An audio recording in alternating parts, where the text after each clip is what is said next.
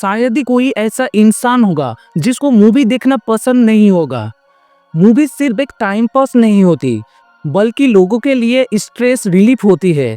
आज की fast life में लोग अपनी पर्सनल और प्रोफेशनल लाइफ में इतने बिजी होते हैं कि उनके पास खुद के लिए टाइम ही नहीं होता। और जब थोड़ा फ्री टाइम मिलता है तो एंटरटेनमेंट का सबसे इजी ऑप्शन होता है सिनेमा। लेकिन यहाँ एक डिफरेंस होता है, कुछ लोग मूवीज सिर्फ स्टोरी, डायरेक्शन और एक्टिंग के लिए देखते हैं, और कुछ लोग ऐसे होते हैं जो मूवी नहीं अपने फेवरेट स्टार को देखने जाते हैं। मूवी अच्छी हो या बुरी, लॉजिक हो या ना हो, उन्हें फर्क नहीं पड़ता। उनको बस एक चीज़ चाहिए, उनका स्टार स्क्रीन पे होना चाहिए। ये सिर्फ लाइकिंग नहीं होती, ये धीरे धीरे वर्शिप में कन्वर्ट हो जाती है। और जब कोई उनके फेवरेट स्टार के बारे में थोड़ा सा भी नेगेटिव बोल देता है तो ये लोग इमोशनली एक्सप्लोड हो जाते हैं। गाली, थ्रेट्स, ट्रोलिंग सब कुछ स्टार्ट हो जाता है। तो सवाल ये है, आखिर ये फैंस ऐसे क्यों होते हैं? कुछ लोग सेलिब्रिटीज को इतना भगवान जैसा क्यों मानने लगते हैं?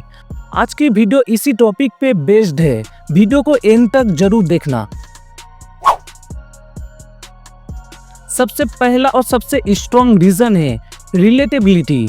जब कोई सेलिब्रिटी जीरो से हीरो बनता है, मतलब एक नॉर्मल बैकग्राउंड से आके बहुत स्ट्रगल के बाद सक्सेस अचीव करता है, तो लोग उसकी जर्नी से कनेक्ट कर लेते हैं। फैंस सोचने लगते हैं, अगर ये बंदा कर सकता है तो मैं भी कर सकता हूँ। वो अपनी जिंदगी को उस स्टार की लाइफ से कंपेयर करने लगते हैं। उसकी स्ट्रगल, उसका रिजेक्शन, उसका सक्सेस सब कुछ पर्सनल लगने लगता है। यहीं से इमोशनल अटैचमेंट स्टार्ट होता है, और जब इमोशन ज़्यादा हो जाता है तो अटैचमेंट ऑब्सेशन बन जाता है।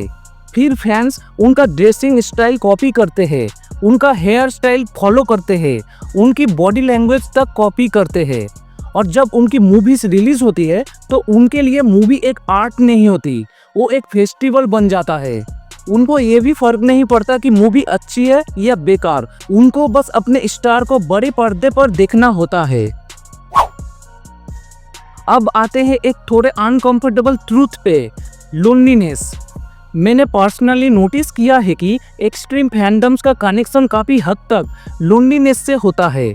ऐसे लोग ज़्यादा सोशल नहीं होते, या तो फैमिली से इमोशनली डिस्कनेक्टेड होते हैं, या उनके पास क्लोज फ्रेंड्स नहीं होते।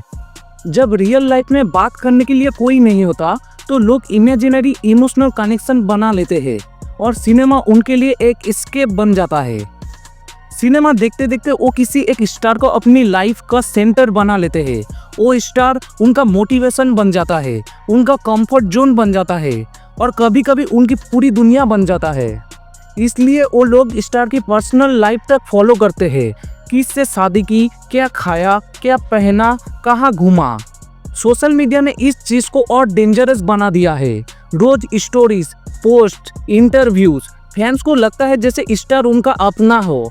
और सच ये है, अगर कोई इंसान अपनी लाइफ में ट्रूली बिजी और फुलफिल्ड होता है तो क्या उसके पास इतना टाइम होता है किसी स्ट्रेंजर को पागल की तरह फॉलो करने का? शायद नहीं। तो क्या इंडियन फैंस सच में स्टूपिड होते हैं? ये सबसे कंट्रोवर्शियल क्वेश्चन है। सच ये है कि सारे फैंस स्टूपिड नहीं होते, लेकिन मेजॉरिटी एक्सट्रीम फैंस स्टार से ऑब्सेस्ड हो जाता है। जब मूवी रिलीज होती है तो क्या क्या नहीं होता, पोस्टर्स पे दूध चढ़ाना, कटआउट्स को माला पहनाना, पटाखे फोड़ना, टेम्पल जैसा बिहेवियर।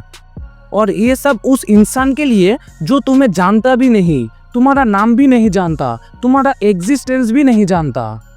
फैंस और स्टार का रिलेशन वन साइडेड होता है। फैंस सब कुछ देते हैं, टाइम, पैसा, इमोशन, और बदले में उनको मिलता है सिर्फ इल्यूजन। इस ऑब्सेशन का एक और डेंजरस साइड है, ब्लाइंड कंजम्पशन। उनका फेवरेट स्टार किसी भी प्रोडक्ट का ऐड करे, गुटखा, अल्कोहल, अनहेल्दी ड्रिंक्स, उनके फैंस बिना सोचे समझे खरीद लेते हैं, सिर्फ इसलिए क्योंकि उनके फेवरेट स्टार ने बोला है। तो क्या सिर्फ इंडियन फैंस ही ऐसे होते हैं? नहीं, ये मानना गलत होगा कि सिर्फ इंडियन फैंस ही टॉक्सिक होते हैं। फॉरेन कंट्रीज में भी के pop fans, football club fans, Hollywood stars के फैंस बहुत एक्सट्रीम और टॉक्सिक होते हैं।